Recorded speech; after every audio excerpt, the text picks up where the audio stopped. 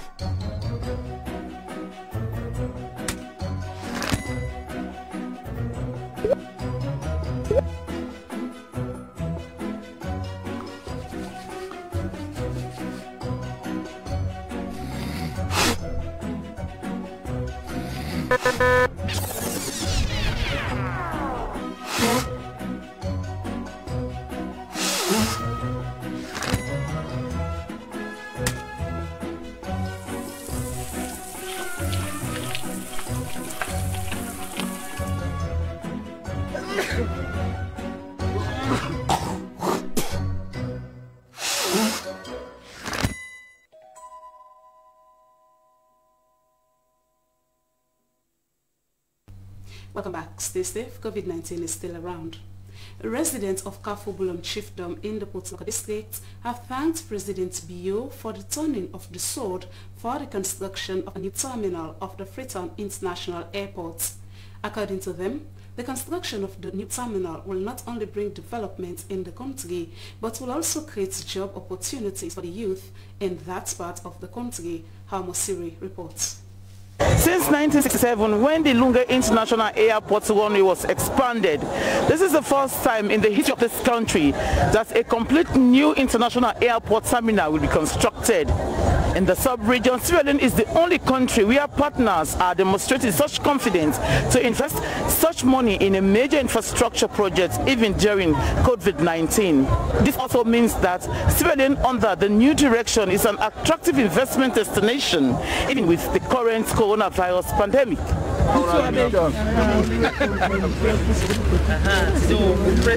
After the construction of the terminal, up to 1 million passengers will pass through the airport every year.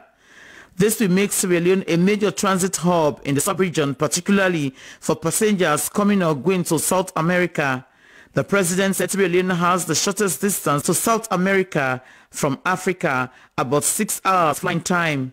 Addressing hundreds of citizens at the Lungu International Airport, President Julius Maada Bio highlighted that his government made a commitment to develop the air transport market.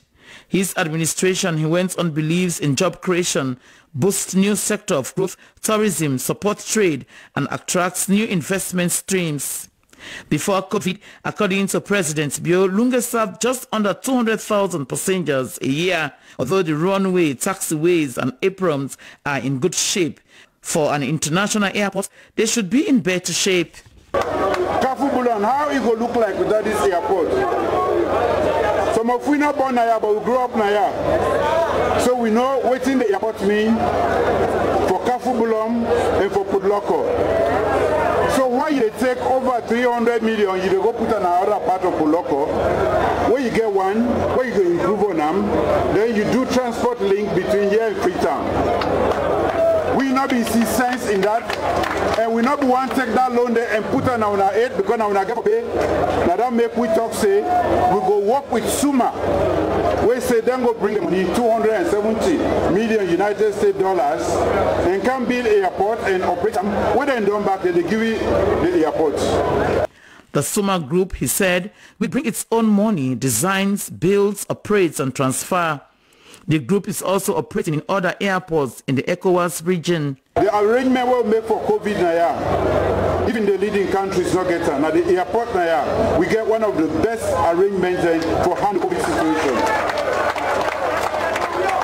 Many people we don't travel now, we don't pass through now, we don't go England in America say we not system not even here. The system not even here now. So I want for make una know say we can do an now lazy no more we lazy and a bad habit and we get for drop that habit there. All the examine we self and person where they grow, you know they know. Now other person they tell you say they grow. Now America, one corporation where they examine what thing they happen, per corruption, per water business, per education, per plenty side there. But they talk say that true they even with the COVID, when we they struggle and we don't know what to do.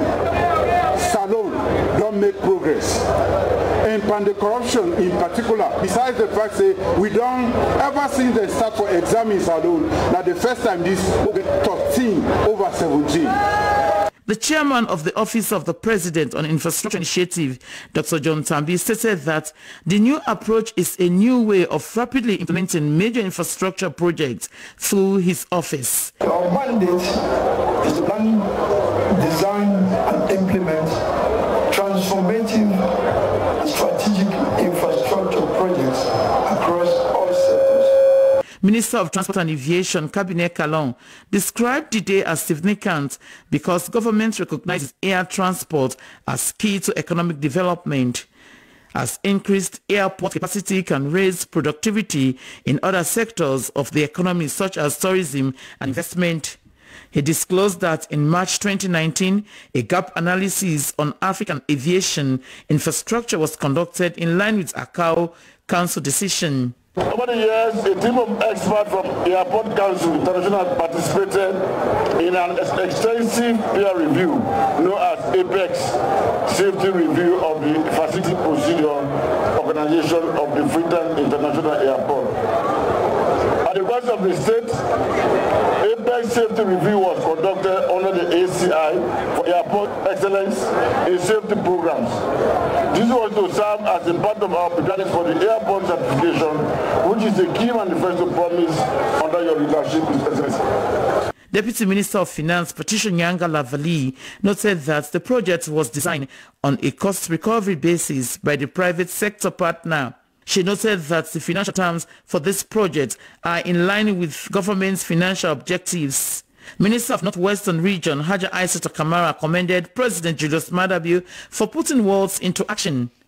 Paramount Chief of Kafubulum Chiefdom and the board chairman of the Lunga International Airport also appreciated the government for the expansion project. The entire project will be done within 24 months and will also create jobs for 2,000 citizens. For SLBC TV News Hawamosibe reporting from Kafubulum, Potloko District in the northern region of Sierra Leone.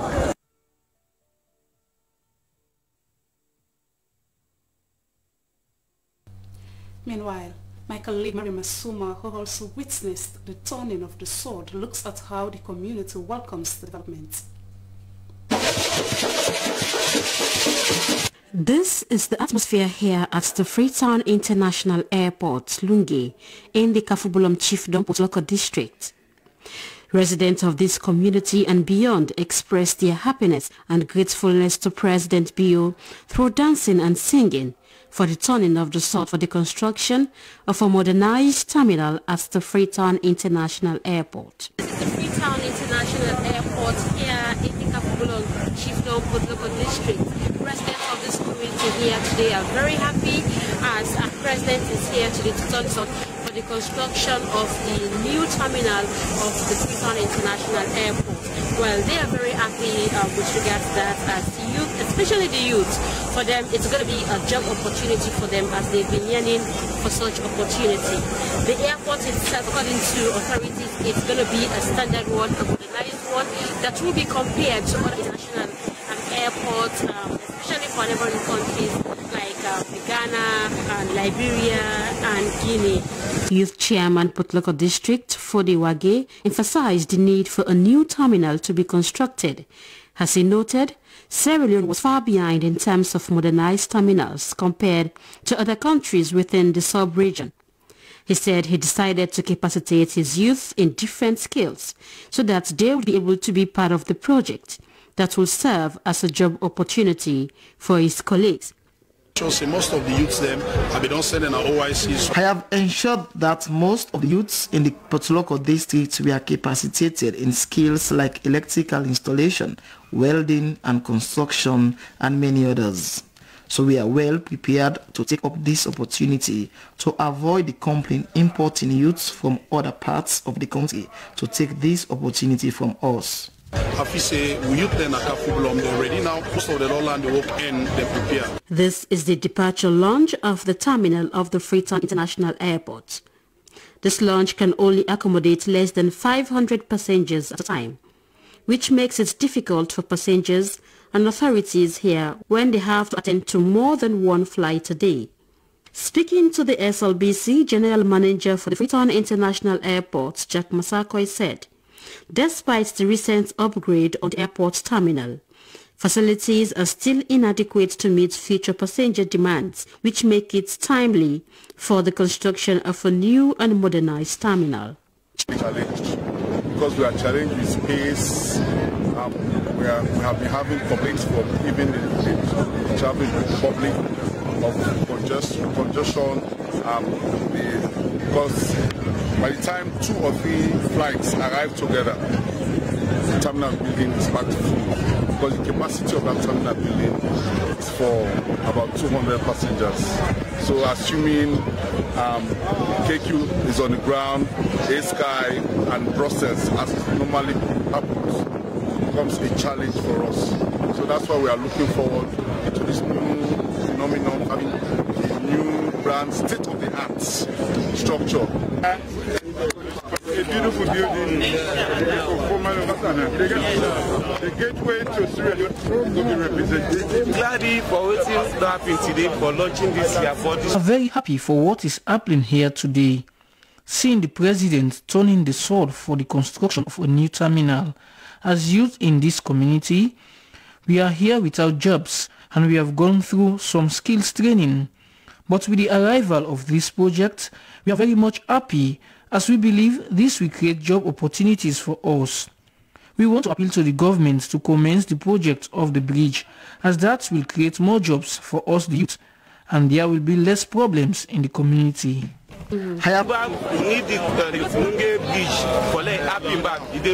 Create more employment for the youth here. Chairman Presidential Infrastructure Initiative John Tambi told SLBC that the construction of the new terminal will include a parallel taxiway to the existing runway, the structural upgrading and resurfacing of the existing runway, the construction of a new passenger terminal and a new VIP presidential terminal, a new air traffic control tower, a new search and rescue firefighting facility, a new parking lot, and the upgrading of the navigational aid at the airport. About 6 to 7 acres on that side.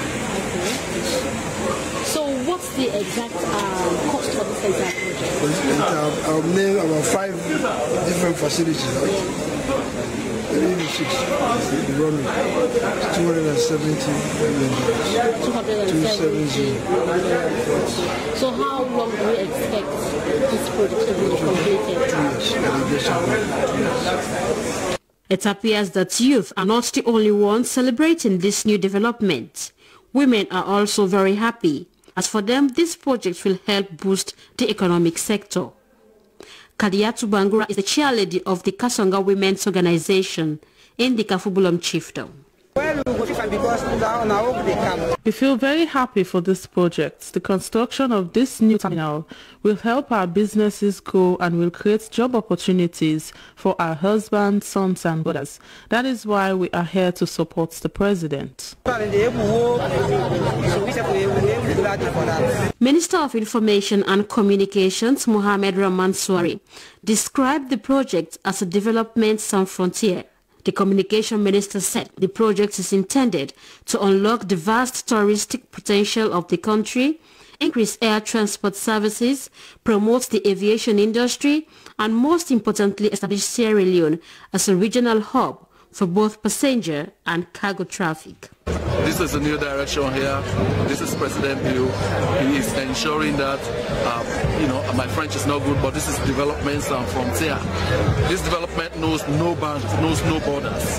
This is the country's only international air gateway. We have to give the opulence it deserves. On completion, Sierra Leone will get a new airport befitting its status as a regional gateway.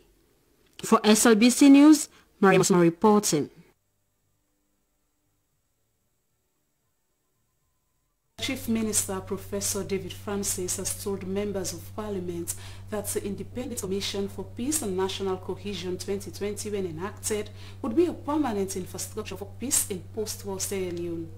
It could be recalled that a conference on peace and national cohesion Bintimani 3 was held in May 2019 to chart the way forward in unifying the country, and have a peace commission was one of the recommendations that was made during that conference. Joseph Toure witnessed the session in Parliament. It was an interesting moment in the well of Parliament for both MPs of the ruling and opposition parties to debate the bill titled Independent Commission for Peace and National Cohesion 2020.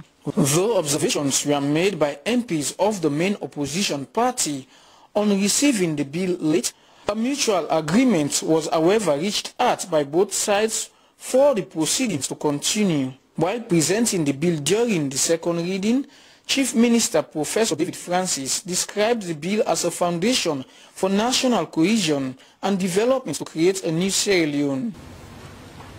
Mr. Speaker, please permit me to outline the strategic objectives of this Peace Commission bill and why Sierra Leone needs an independent commission for peace and national cohesion as a permanent infrastructure for peace in post-war Sierra Leone.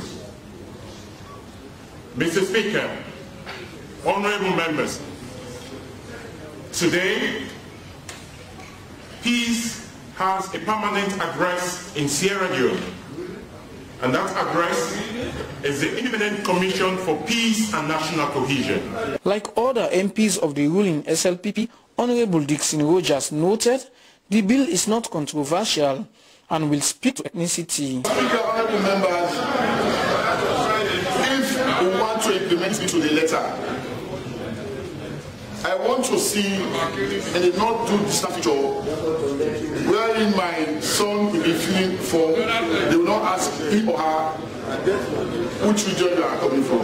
Because sometimes the discrimination starts from there. Other issues that came up strongly include the inclusion of CSOs, media, and popularizing of the said bill nationwide. We want to see this bill being a bill that every political party should involve in the planning of this bill. The simple reason is because this bill will most succeed when political parties are in the center of this bill. So we need a commission that will not only sit down in air conditioned offices in Freetown. We need a commission that will not only rely on official reports that are doctored. We need commissions that will make SLBC, that will talk to victims, that will talk to aggrieved communities, that will not depend on official records to take action, Mr. Speaker. But members of the main opposition party said they need to read the bill thoroughly before they could debate on it in subsequent sitting. Parliament was adjourned to the 13th of November 2020. SLBC, Joseph Toure reporting.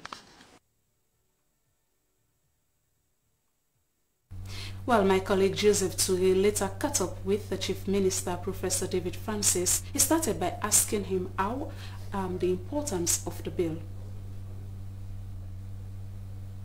This is a commitment by His Excellency, the President, Dr. Julius Maada Bio.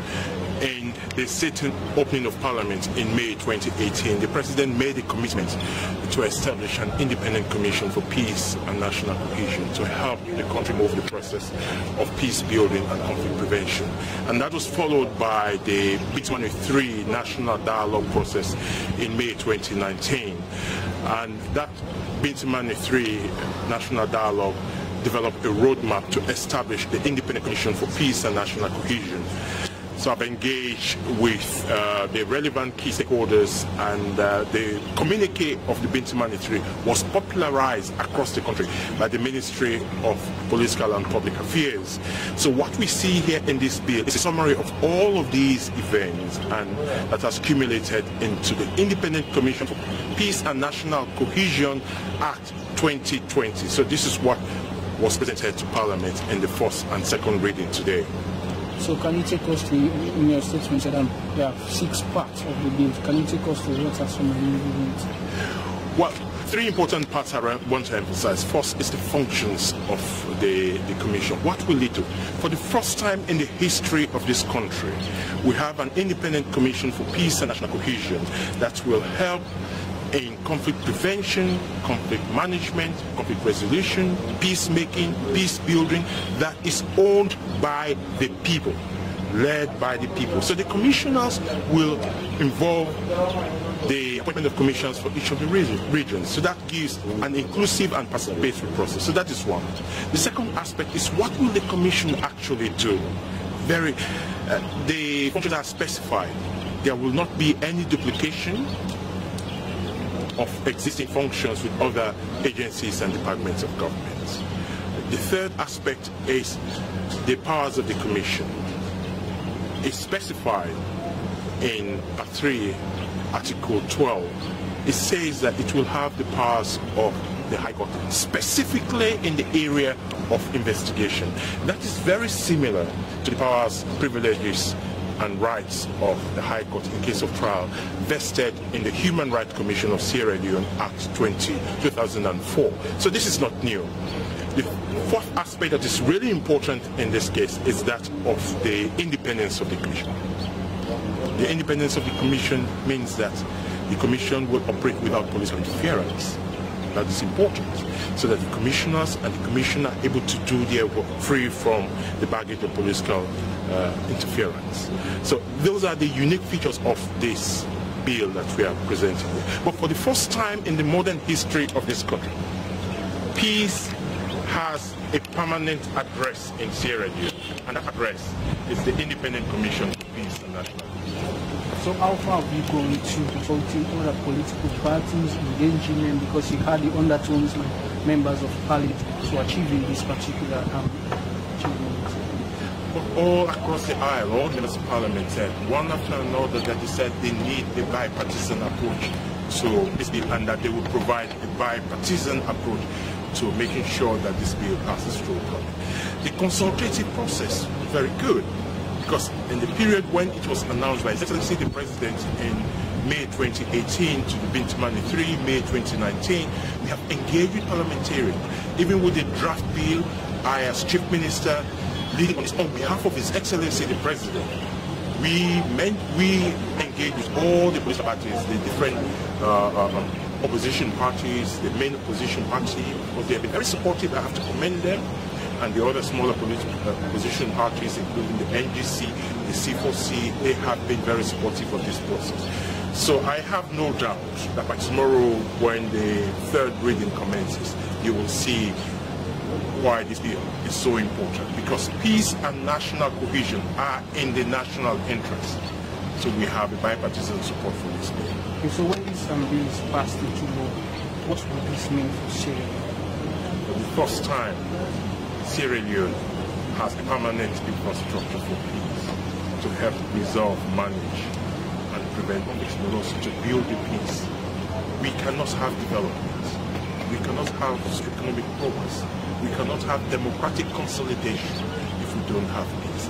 This is what this commission is going to help us do. So that for once, Sierra Leoneans have in their DNA the mentality that we all need peace and we work together as a national nation.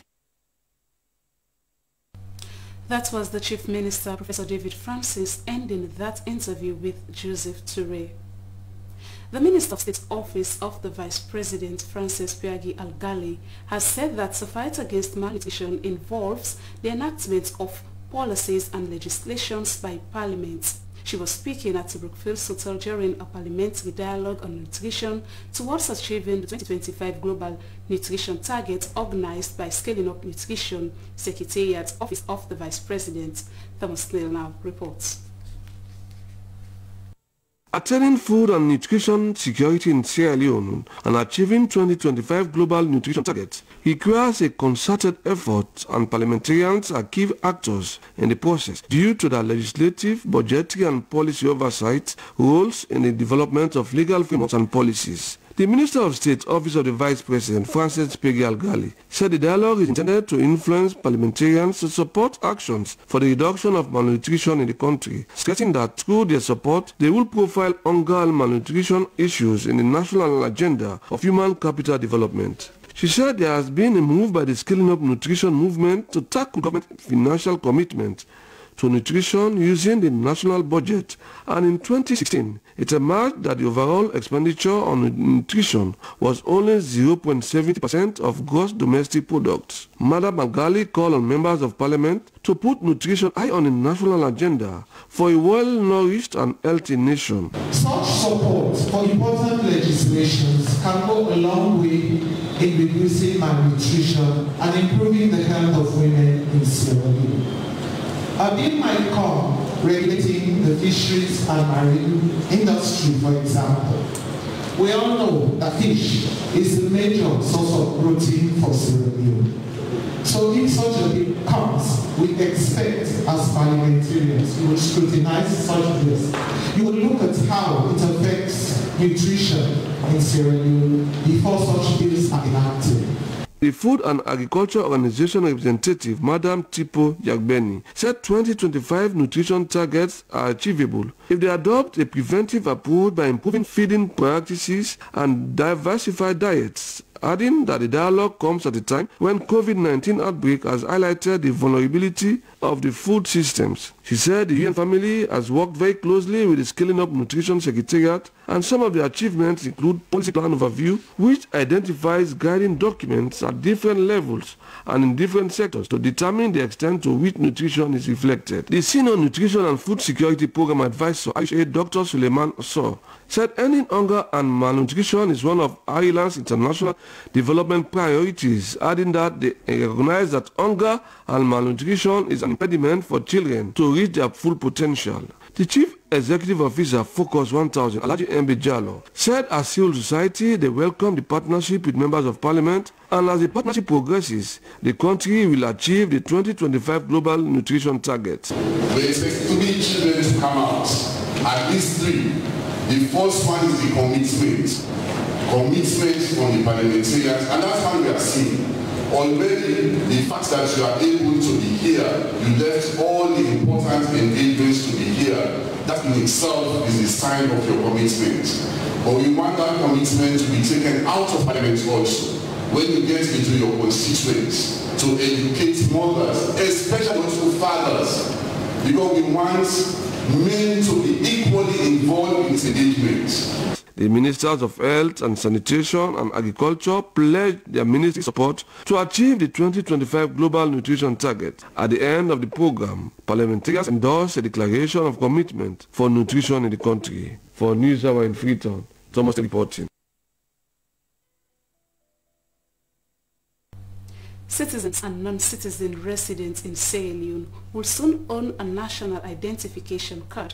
This disclosure was made during a stakeholders meeting held with political parties, civil society organizations and others on the verification process for the civil registration register, which will lead to the production of the national identity cards. Emmanuel Alfred Samura witnessed the meeting. National identification card is one of the burning needs of citizens, especially for those who frequently travel within the sub-region. Its demand is high because it identifies one as a citizen of a country and also enables one to do any transaction within the country. This meeting held with stakeholders was to inform them on the progress made so far and for them to also endorse the start of the confirmation exercise of the civil register. Giving an update on the progress made, Director of Operation and Services, NCRA, Abubakar Javumbo, said they have done nationwide engagement with stakeholders on the process. He said the confirmation centers are the places where people confirm and correct any mistake made on their information. He said the process will be decentralized, as even the staff that will be involved will be drawn from the said district. Abubakar Javumbo added that the pilot phase of the confirmation exercise will be conducted in Western area. He said the process will be digitalized, as this will enable one to do his or her confirmation in any center, because the biometric population data will be uploaded on laptops. The benefit of the process, Abubakar said, will facilitate the printing and acquisition of biometric identification cards, ensure the development of a permanent civil register, obtains digital identity for ease of financial inclusion and credit reference, among others. Civil society organizations commend NCRA for the strides made so far, but comment on the publishing of timelines of events. They need timelines, and the timelines are not there. So we just recommended to them that we need to have a calendar of activities with timelines to give stakeholders ample time, especially for us as observers, to be able to plan and do our own bit. While political parties are concerned about proper education of the process to particularly people in remote areas. The process and how many people are informed, as well as the clarity of the whole process. And we have continued to raise those issues because for us as a party, we believe the NCRA, is established by law, and therefore their activities have to be continuous, not just one-off. And so also the people of this country must be well educated, well briefed, and must know the importance of having a civil register. The confirmation exercise was part of government's endeavor to make sure that citizens and non-citizens in the country is accounted for. It is estimated that we have about 7.5 or 8 million people in this country. But for the last 3-4 years, we have been doing registration. We only have people in our database of 5,072,000. So meaning there's a need for government to move fast and see, to be able to account for even 2.something million. That is excessive. It's important that everybody in this country is made visible. We are now in the process of developing the civil register. He added that they are currently working on a legislation that will enable the confidentiality and security of personal data people will provide to NCRA. Mr. Massakoy assured stakeholders that they will look into concerns raised for a fruitful outcome of the process. The confirmation process, NCRA noted, will be free, but said they are yet to confirm whether the issuance of ID cards will be free or not. The start of the process, they said, will be communicated in due course. Emmanuel Alfred Samoa, SLBC, Freetown. To talk more on the meeting, SLBC spoke to the Director of Operations and Services, NCRA, Abubakar Javumbo. NCRA give out data to several institutions, and those data, they use it for several other purposes. One of those purposes is that we give data to NEC, and NEC uses that data to develop their voters register, and that is the interest of the political parties.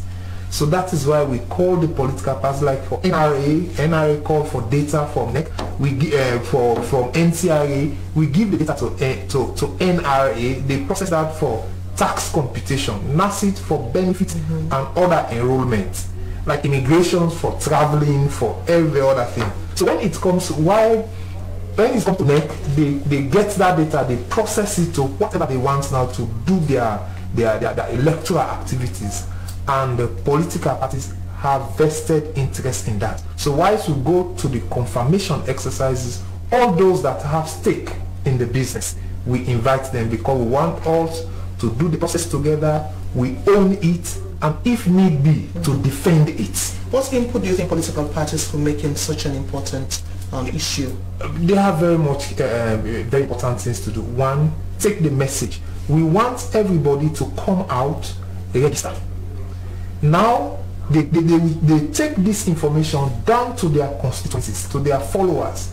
Hey, we want you to come out in your numbers to register, because when you register, these are the benefits you get. It's not only restricted to the data we give to NEC, but there are also other benefits you derive from CRVS registration, like your access to financial benefits, administrative benefits for traveling, for even financial transactions, loans. So they go out. It's like we're getting onto them.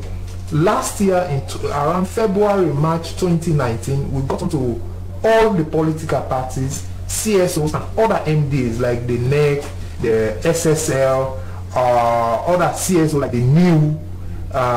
We all got together with even UNDP. We went around this country educating people about the need to register and the link between the civil register, and the voters register. That link, some people do not know that link, so we're explaining the link and the benefits. So I don't know if the issue of the link between civil and voter registration was actually discussed, because we all knew that some political parties had issued with that issue. Yes. That's still an aspect of the civil registration and that of the voter registration. So where, you know, NCA mandate stops and where NEC will actually take from. The whole thing was misconstrued. You understand? What we give to NEC is not voters register. The data we give to NEC is not voters register. We give data to NEC. NEC take that particular data now, you understand, divide, fine-tune that particular data into polling stations. Like if they are going to set the polling station now, it's not the business of NCI to go into all those things. We give information. What you do with that information is up to you. They take that particular information now, divide it into polling stations, divide it into voters list and all the rest. And NCI does not give voters register to NEC. The same data we give to them is the same data we give to NACI, to give to NRA. You use that data now to fit what you want. Okay, so let's talk about the process for the confirmation of citizens' personal details. The political parties could just be one of many other sectors that you'll be meeting. So how will the process be on? The process will be is that we will open centers all over the country, and every registrant, any person that have registered before now, you do not necessarily need to go back to where you registered.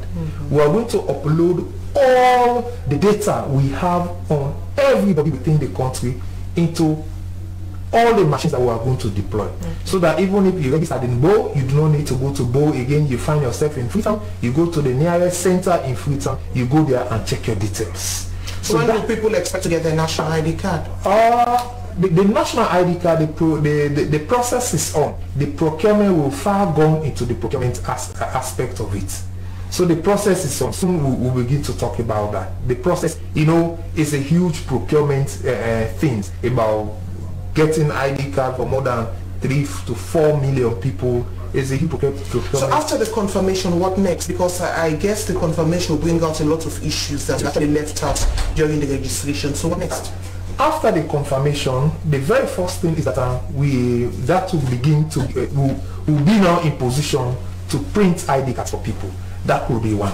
Secondly, there are a lot of people that want to transact their business. For now, what we do as NCIA is we give temporal certificates to people. With those temporal certificates that last for 3 months, you use that. There are certain people in this country, they live on remittances that come from overseas, and they are not, because they don't have ID card now, they rely on those certificates we give to them to go to transact their day-to-day normal businesses. And the good thing about it is that we've engaged those business organizations, the bank, all other financial institutions. We've called them to a meeting and told them that we'll constrain. We are not given ID card now, but you can accept this particular certificate we're giving these people to transact their day-to-day businesses. we are in concert with them. So when the confirmation end and this whole issue of ID card starts, because that has been a burning issue for citizens. First quarter 2020, it will be all over. So the confirmation won't be end? That's it. By March, first quarter 2020. So it's a That was Abubakar Javombo ending that interview with my colleague Salma Tabar. Most of the West African migrants who failed to reach Europe eventually return to their own countries, but it can be a bit of homecoming. Over the years, returnees were often rejected by relatives and friends. The Ministry of Social Welfare has supported returnees from Kuwait and Lebanon, amongst other European countries, with financial aid. The 100 returnees received cash support. Jonathan Turner reports.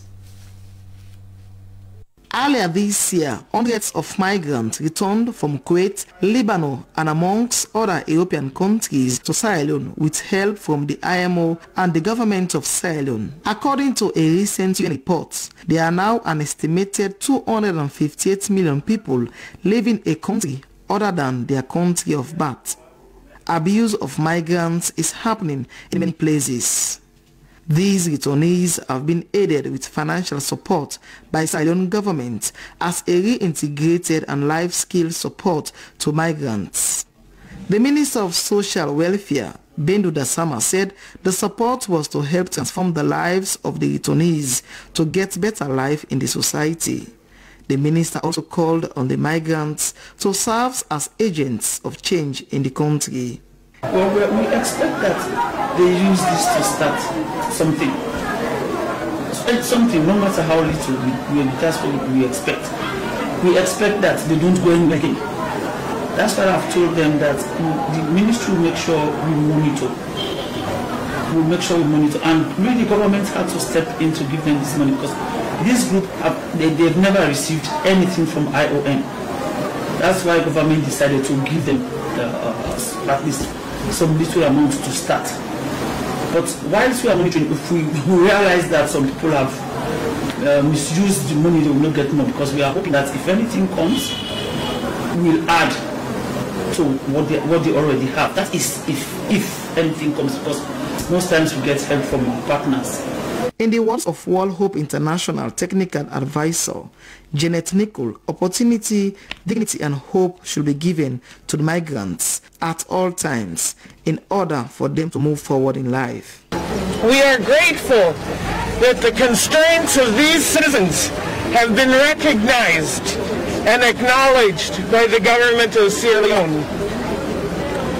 Three themes characterize the values of World Hope International: opportunity, dignity, and hope. For those of you who are receiving this support, this is an opportunity to move forward. Be creative and determined with this opportunity to make the best of it you can. One of the returnees from Kuwait, Zainab Conte, said living a life as a migrant in Kuwait is like staying in hell. She appreciated the Minister of Social Welfare and the government for the financial and psychosocial support. I've been waiting for this for a very, very long time, because some of us and some of our colleagues, when they came back, they did not come with nothing. Talk less of some are sick, some are punished, some have so many accidents, so many things occur. So when we came back to Sierra Leone, we have so many discussions, we yarn and we plead to our government so that our government helps us. But thank God, alhamdulillah. Other speakers advised the migrants not to take short adventure again and be agents of change in their respective communities. For SLBC News, Jonathan Turner reporting. Now for some news around the African continent.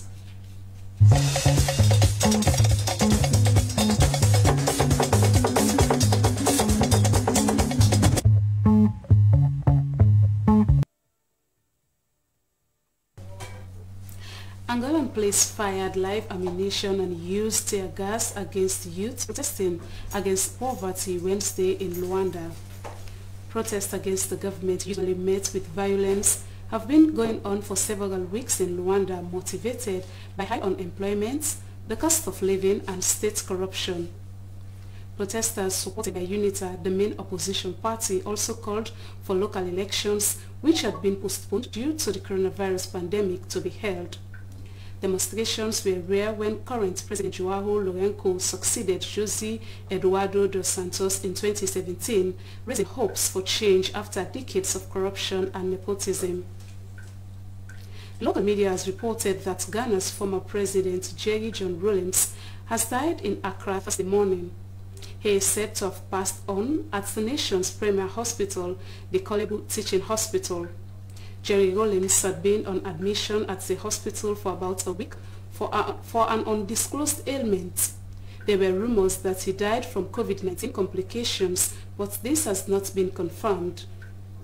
Local online news channel Graphic Online reports that Mr. Rawlings felt sick after his mother's burial about 3 weeks ago. As a former Ghanaian military leader and subsequent politician, Rawlings led a military junta from 1981 until 1992. He served 2 terms as the democratically elected president of Ghana from January 1993 to January 2001. Ivory Coast President Alassane Ouattara and his main rival Henry Konan Bede said they have decided to make peace in the country after weeks of violence over a disputed presidential election. The 2 men said they would keep talking following a meeting in the commercial capital Abidjan on Wednesday, which they described as an icebreaker. The government says 85 people have been killed in violence connected with the election in which Mr. Ouattara won a controversial 3rd term. A number of opposition leaders have been arrested after denouncing the poll and setting up a rival administration. Well, it's now time for entertainment.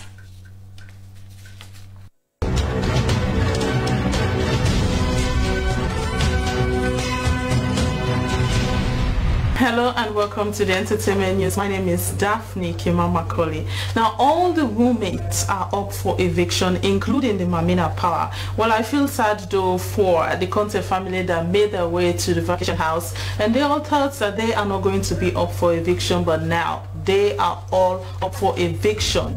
Well, they won the family week last week and they made their way to the vacation house.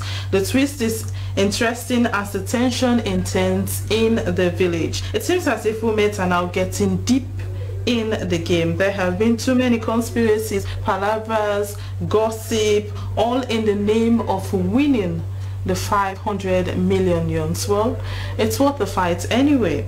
Digital education was the session they had from the principal sponsor of the show, which is Orange. The session was to inform the ladies on the importance of digitalization in the telecommunications industry and especially in marketing. The use of technology to improve business ideas and empower one's self. Before that, Patricia and Victoria were on fire, and the punishment for that is for them to not wash and both of them being in the barrel on their own. Yeah, I think that punishment is enough, but if you want to know what follows that punishment, continue to watch the show. And to keep your favorite roommates in the village, send the number of your favorite roommates to 2020 on all Orange line, or you use the catcher and make multiple votes. So that's all we have time for. Thanks for joining me.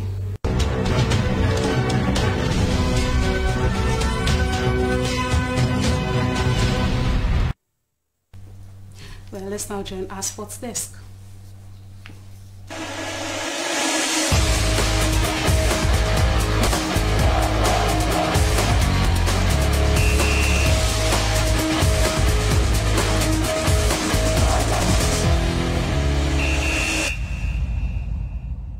Charity, they say, begins at home, and the saying is true. You know as much as I do that the Leon Stars of Sierra Leone will face the Super Eagles of Nigeria on Friday. Now, Sierra Leone swings in Group L in the ongoing African Cup of Nations qualifiers with 1 point, having played 2 matches. Citizens have called on Coach John Kista to win results for the country against Nigeria in the double-header match, which many believe is Kista's biggest match since he began coaching youngsters. According to some citizens, the country has not been producing results for the past years, which they describe are killing the sportsmanship of the country's supports. Mohamed Lamin Touré witnessed the last training of Leon Stars before its departure.